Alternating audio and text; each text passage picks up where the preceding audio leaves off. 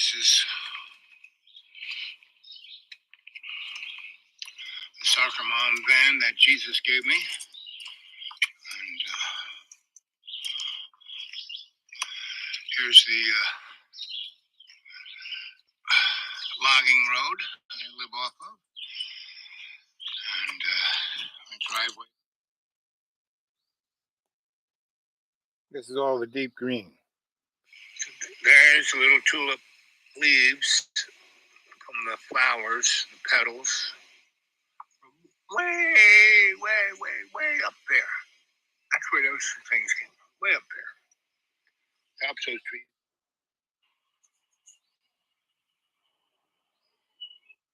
Sound like I be with people.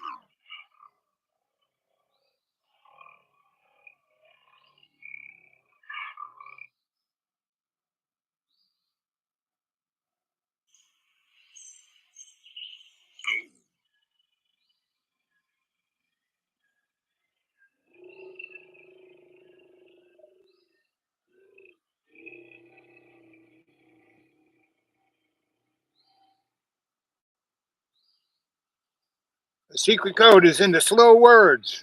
In the slow words. Just like the Bible.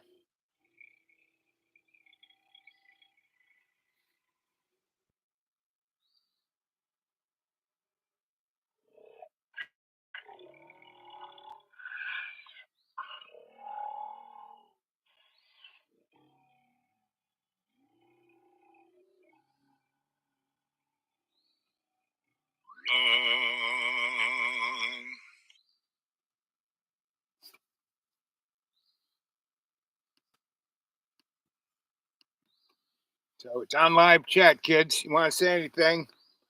Good morning, good evening, good afternoon, wherever you are. And welcome to Dreamy Dreamland. There it is, Dreamy Dreamland with Sensei Al Bob.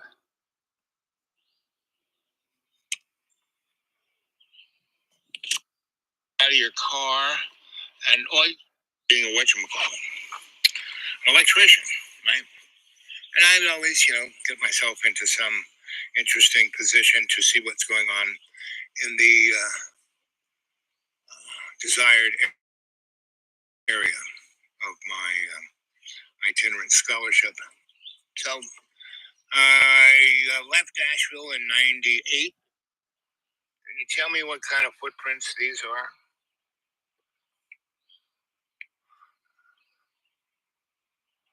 What kind of footprint is that? And this is something tried to have sex with my car.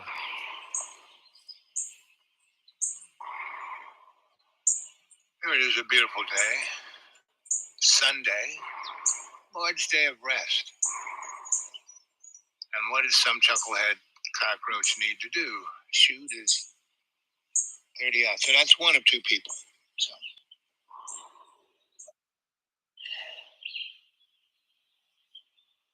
Oh, so that's why. Okay, we're back. Hey, good morning, good evening, guys. How are you doing? This is your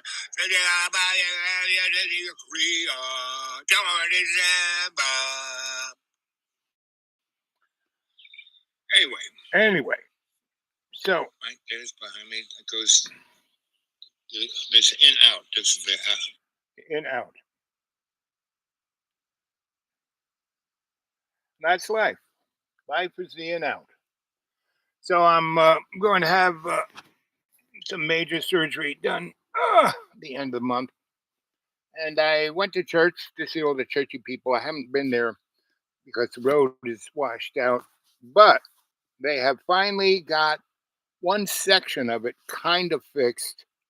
And they kind of taken down the fence so you can, on the weekends anyway, instead of going an extra 30 miles to just, but the road is still, the thing that is new, pretty nice. Might be nice if the whole road was like that. But anyway, so there were two people here, and now there's no one. Live chat is like, hey, there's one person there. What do you want to talk about, one person? you want to talk about, the same boring crap that everyone else is talking about, Donnie Chump, the red turd, and his little Lord Fauntleroy neon husk, and the other junior partner who thinks he's going to be the next whatever, Mr. Underpants. Anyway, I could play you something like, but if you said something like, "Hey Al, what do you think about so and so?" Right? That would be nice. Also, how about a thumbs up? How about subscribing? How about getting this channel moving again? Right now, I'm doing other stuff, so that's where I'm at doing other stuff. Let's see, what was I looking for? Oh yes, not this, but this. Do do do do do.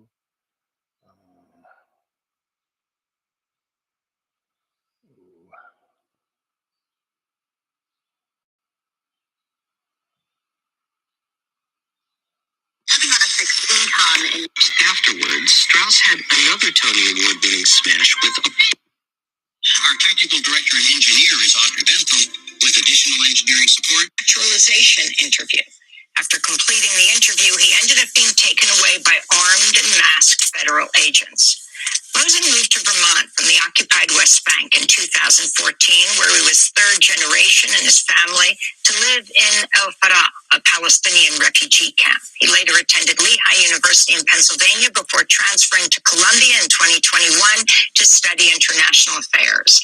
At Columbia, he was co-president of Columbia's Palestinian Students Union and served as president of Columbia University's Buddhist Association for 2 years. Mosen Madawi is one of several students who've been detained by the Trump administration. Former Columbia student protest leader Mahmoud Khalil has been detained since March 8th. Tufts PhD Fulbright scholar Rumesa Oturk was released a week ago after 6 weeks in detention.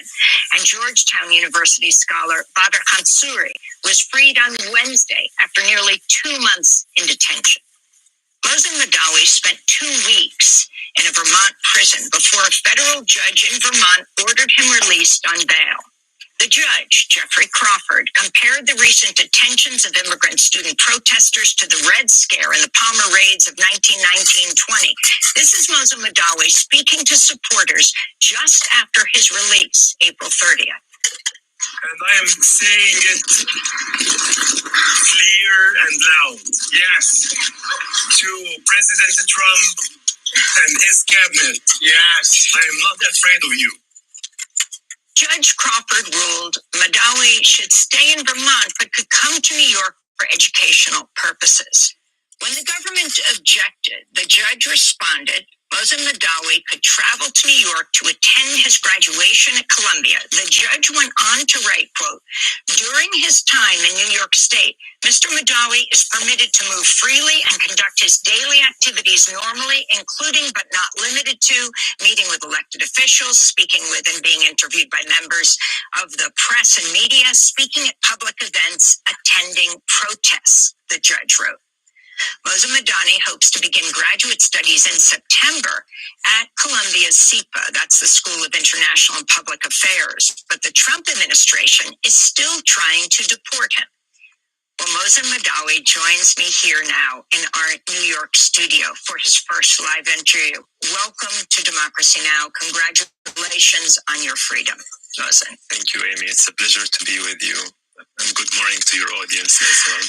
So if you can start off by telling us what happened, why you ended up going back to Vermont for this final, what you thought, immigration interview. What happened?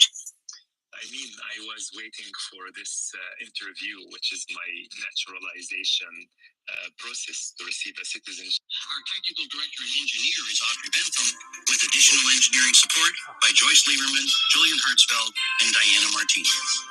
For Terry Gross and Tanya Mosley, I'm David Bianco. Right there. Very good. I have a really good public radio station.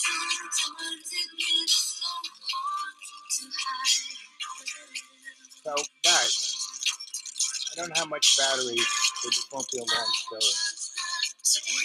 But I want to hear from you. And from Workday. Workday is an HR and finance platform. Go to Dreamy Dreamland with Sensei Al Bob, and there's the show, right?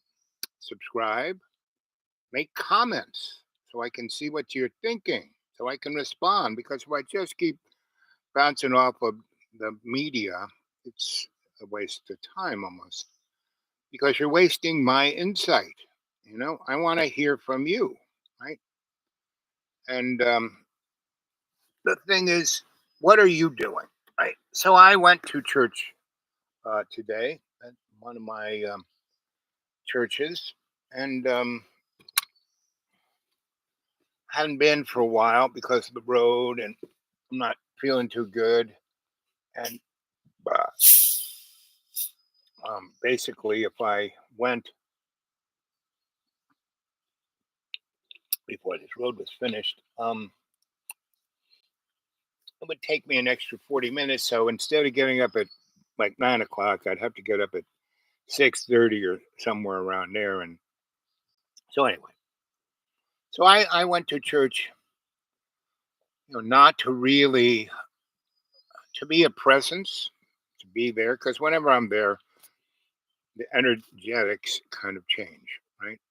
But I did not, in Bible study, I did not say anything until, when we were talking about stuff and the teacher asked a question and nobody had an answer, and it was an obvious, simple answer like your heart or conscious intent or respect, or because it was talking about um, Isaiah, and that when Syria was a large city state next to Israel, the king, his general was the best, but his general had oh a disease.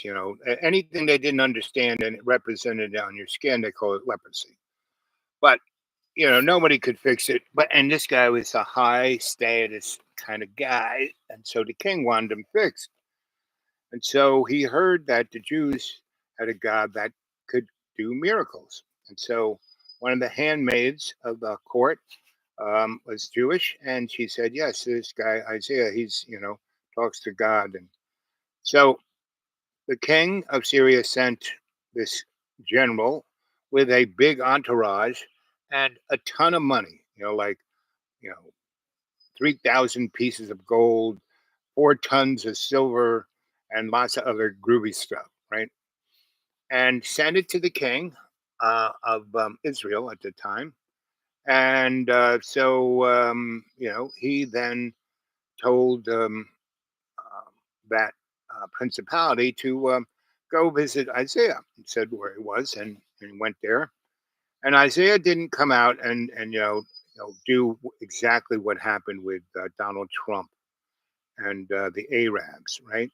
They went all out, and they gave him a gold castle in the sky, And now Donnie, he's a chump. He doesn't realize he's getting played. If he takes that airplane, they're never going to use it for Air Force One, because the Air Force will want to tear it apart and redo it, and it'll cost. I mean, they're almost done with 2 brand new 747 Air Force Ones. But Donnie wants the airplane made out of gold. So he will take it and he will sign executive order saying, I don't care what the Air Force says. I don't care what security people say. I'm going to fly around in this gold, castle in the sky, and go visit people, right? Because it's very impressive, gold airplane. And it's got his name on it, not the logo of America, but his name. So anyway, and there's this thing called the Amalgamated Clause that presidents aren't supposed to take any gifts, and neither should be you know senators and congressmen and Supreme Court judges. Just look Clarence Thomas, how much. Anyway, so that's where we are. We are at the same place where Syria and that general and Isaiah were, right? And so Isaiah says, go down to that mud hole over there and, sanctify yourself in the mud 7 times. And so one of the questions in the class was, um, why 7 times? Well, basically, seven is a number that is used in the Bible all the time, and it represents something deep in the essence of God's communication with the chosen folk, right? And so here's a joke. So a rabbi was talking to a mullah, and the mullah said, "So you guys, the Jews, you're the chosen folk, And the rabbi stated, "Yeah, but I wish we weren't so chosen." So, and that's what this whole thing's about. Is like, where do you stand within the covenant of God's unconditional love? And are you like when these people come to church all dressed up and fancy and throw the $20 bill on the plate? You know, are you someone whose heart is shining with love's co-creation, right?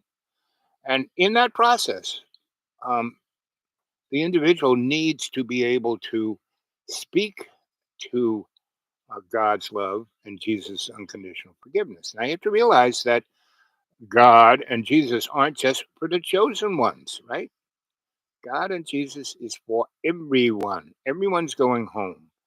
I have a lot of neo Christian um, mega folk who, like are all about, like, so the deacons, as the church ceremony starts, they give prayers.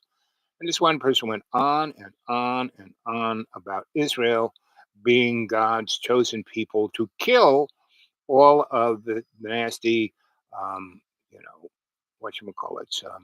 terrorists in the Gaza Strip. Really? If you read the Bible, this has happened to Israel a number of times where they've gotten so full of themselves that they whack a whole bunch of people.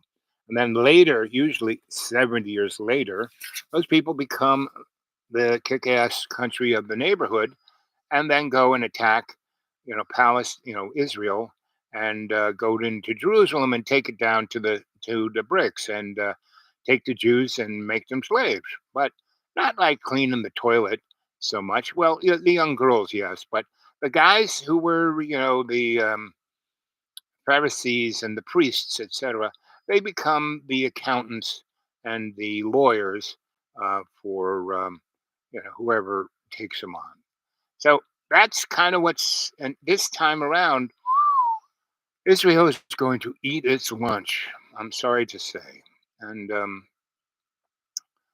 all we can do is pray for everyone, right? So, because every time I would be there and I say, let's pray for all the people who are dying innocently in the Palestine, in Africa, in Ukraine, blah, blah, blah, blah, blah, blah. I just would name all the wars and people would just tell me to shut up. That's not what we should be praying for.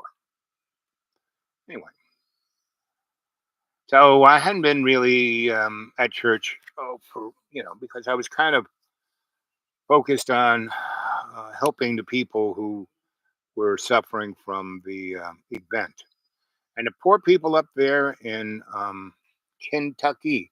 They can't get a break for the last 10 years.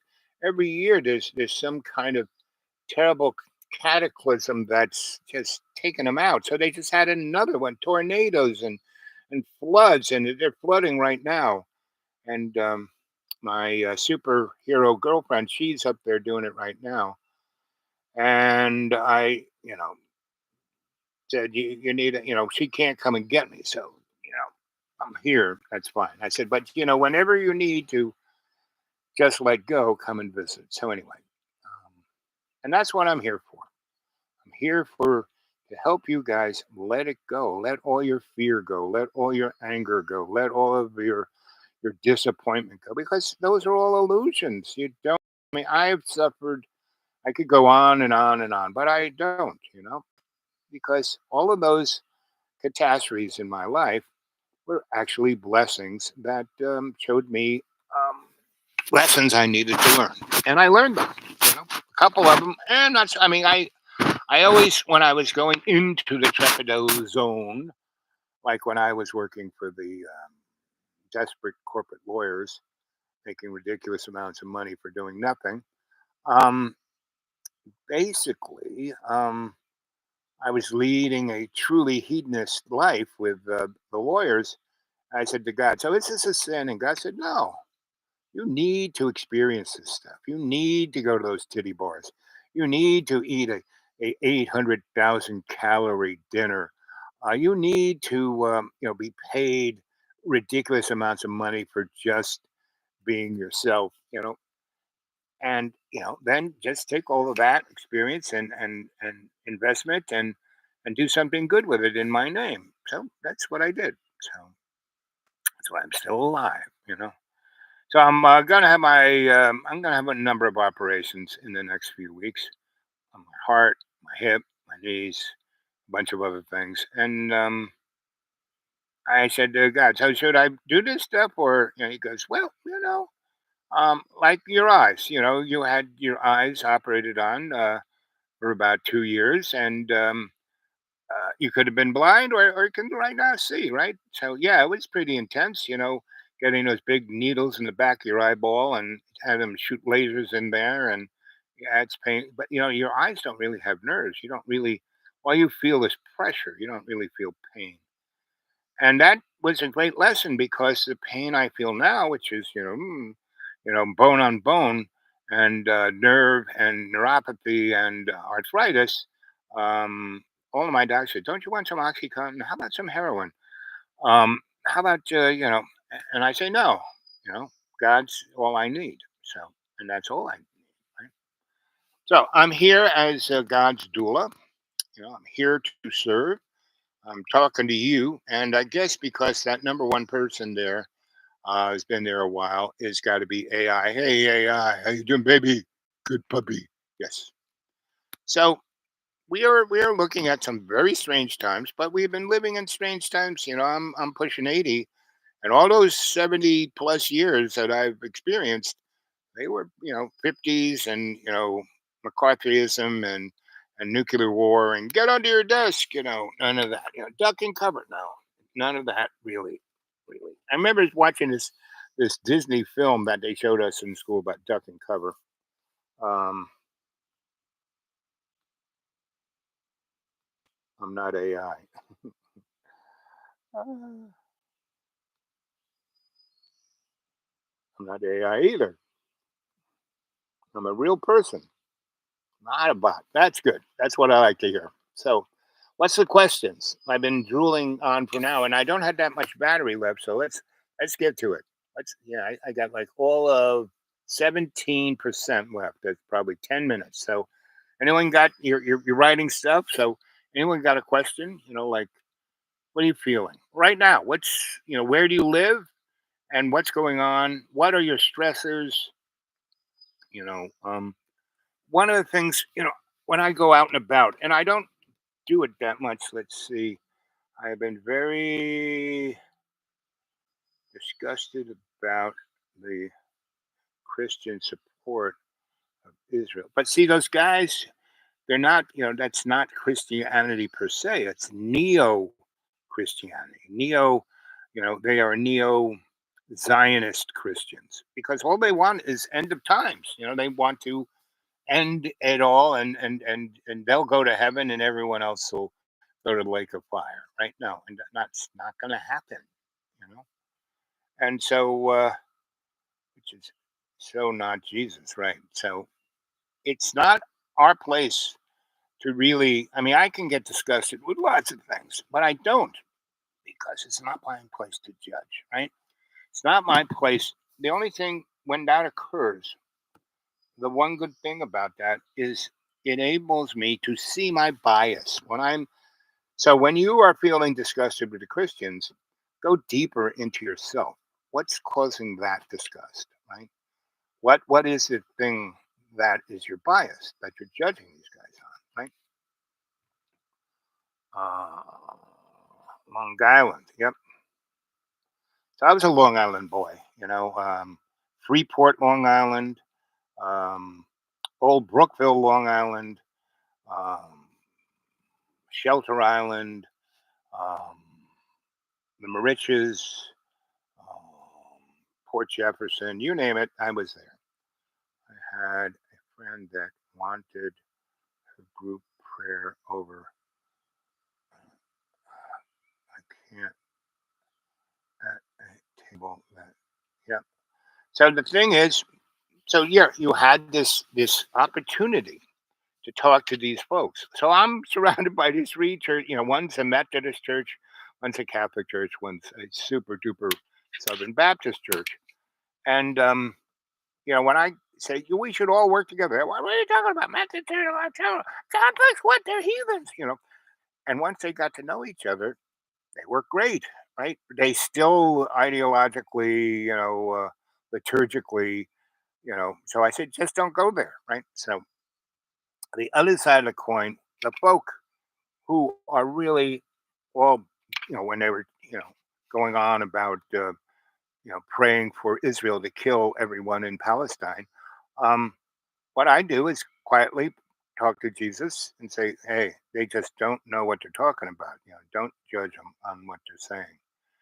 They want to do right. So the people are most vocal about it, the deacons, I talk to them one on one. They used to come and get me and take me out to breakfast all the time because, if they were like zipped that I understood um, the liturgy, right? And not only that, I could read Greek, kind of. I mean, my eyes can't see, and I haven't done that in a long time, but I kind of know the stories, right? So I can speak in parables. So I would give them the definitions, which they would then go look up on their websites and see. Oh my God, he was talking the truth, because I keep telling everyone that we have to be a doula to God. And what's a doula?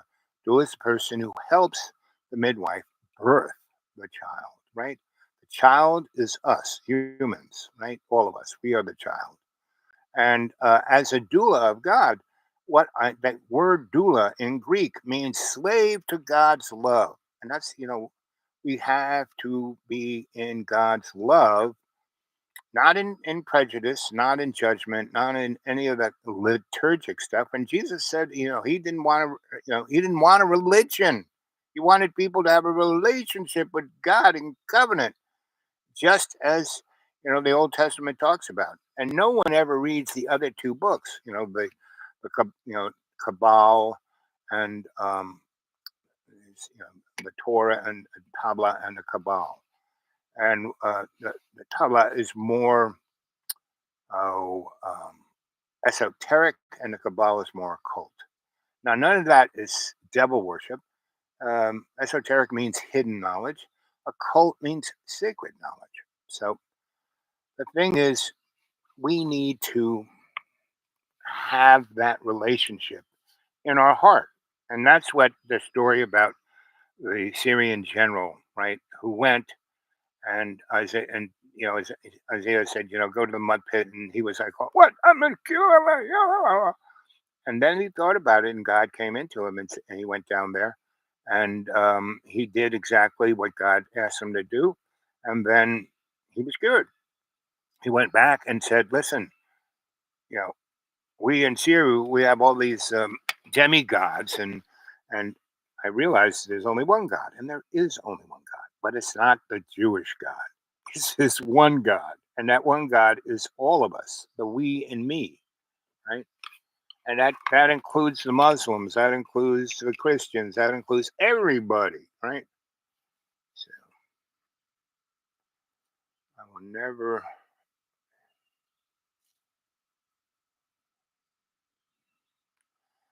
Right.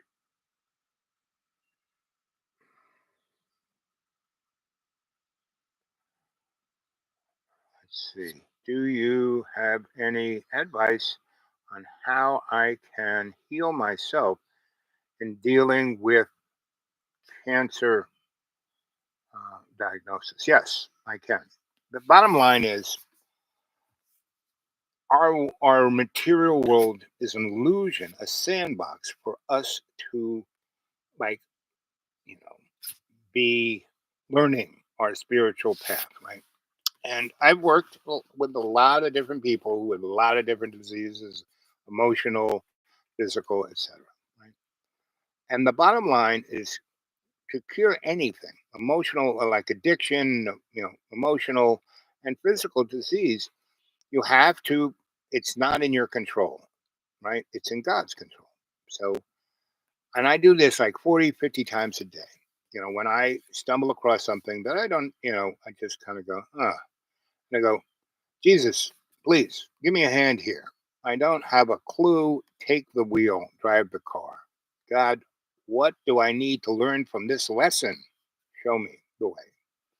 And when you ask God and when you ask Jesus for help, they're always there, period. Not in any way that you might think you want it, but in a way that it'll be best for you.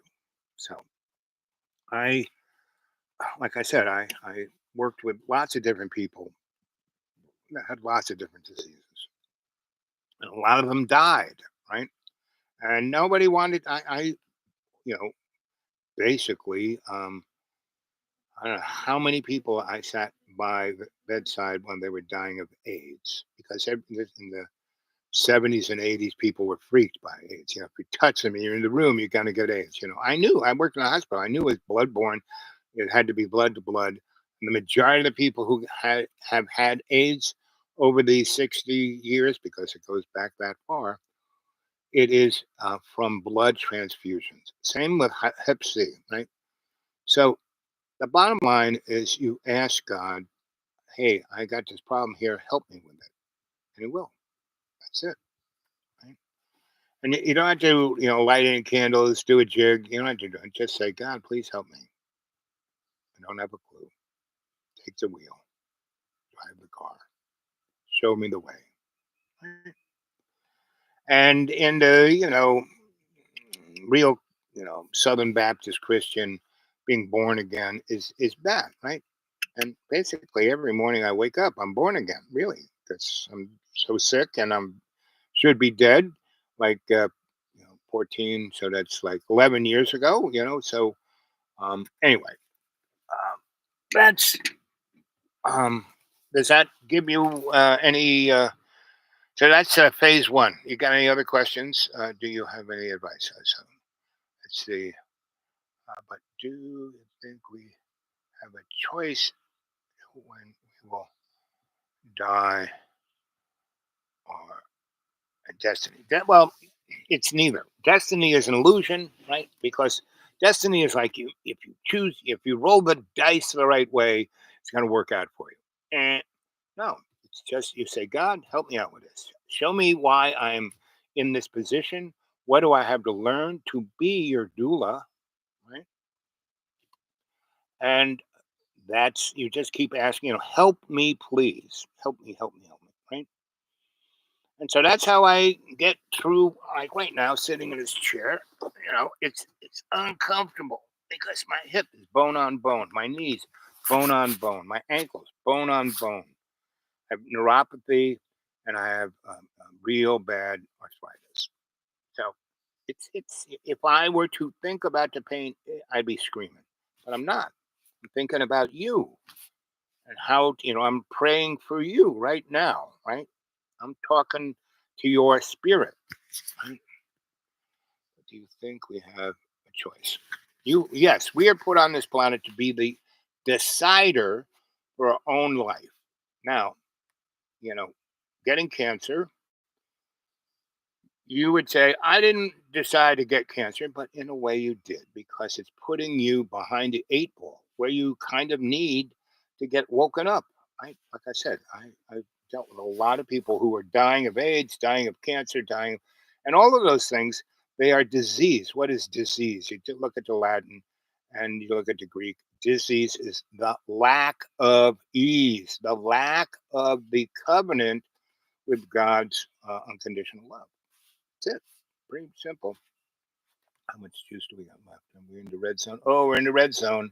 who were about 1.5 points. So anyone, um, so you there, buddy, who I'm talking to, get a hold of me at the dude awake 42 at Gmail, and then we can have a nice little email conversation.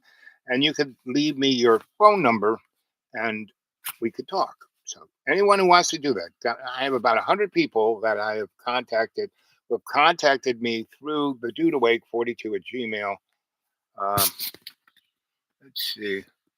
Sorry, you're dealing with all your. But see, I'm not sorry about it because it is a tool I'm using to focus my attention on God and God's love and Jesus' forgiveness. No, I'm not like, oh, I wish I didn't feel this. No, this is a great thing, you know. I mean, I just raked the friggin' road because we had 4 inches of rain the other day. And if I didn't kind of, put the swells in the right place, the road's going to go. Now, there's 10 people who live on it. They see me working on it all the time. They see that I can barely walk and I'm out there with a rake. Do they come and help? No. Zero, zilch, zip.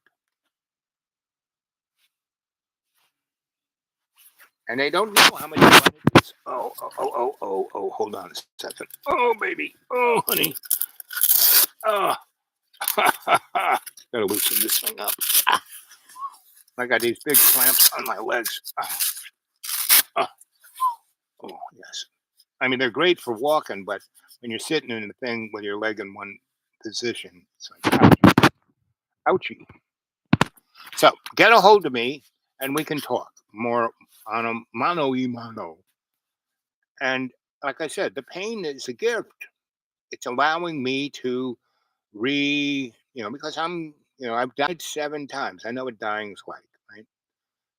So I died when I was born, and luckily Dr. Black, kicked the stupid male doctors and kicked them out of the delivery room and delivered me without killing me because they were trying to pull me out with salad tongs, and we were like, the umbilical was wrapped around my neck, like, and they were just about to pop my head off like a like a flea. Anyway, and then I died again when I was 7, when the Nazi nun murdered me and crushed my esophagus, broke the orbit in this eye, got the little horseshoe thing there in my ear, so I really don't hear out of this or see out of this eye, and but I went to the seminary of the Marinols, and these guys and gals were really brilliant, and they were doctors and lawyers and scientists and acoustic engineers and breath, you name it, they were it, and they kind of taught me how to speak and hear. And I said, well, you don't hear certain frequencies out of that ear, but you now hear other ones, and they were right. And they showed me how my ear is like a Doppler radar, and I can in the deepest, darkest room, no light at all, I can hear people breathing. I can hear their hearts pumping blood. I can tell I know I have a heart murmur. I hear it. I've heard it my whole freaking life since I was 7. So I can hear that in people. So I can tell exactly where they are. I mean, if I got like a baseball or a softball in my hand, I could throw it and hit them in the head, right? In a totally dark room when they can't see me, right? And that's thanks to the Nazi nun. So you have to realize that everything given to us is a gift. You just have to figure out how to do it. So yes, it's blinking red. I'm down to 2%, and my laptop hates it when it dries out on that. So I'm going to end the stream right now, and I'm going to try. So get a hold of me, the dude awake 42 at Gmail, all lowercase, all one thing. Dude awake 42 at Gmail, right? I will. So I look forward to hearing from all of you, and I will try and do more shows, right? Because now that road is I don't have to spend an extra 30 miles just to get at where I would start normally, right? So Okay, I'm gonna go now. I love you guys. Stay well, be good.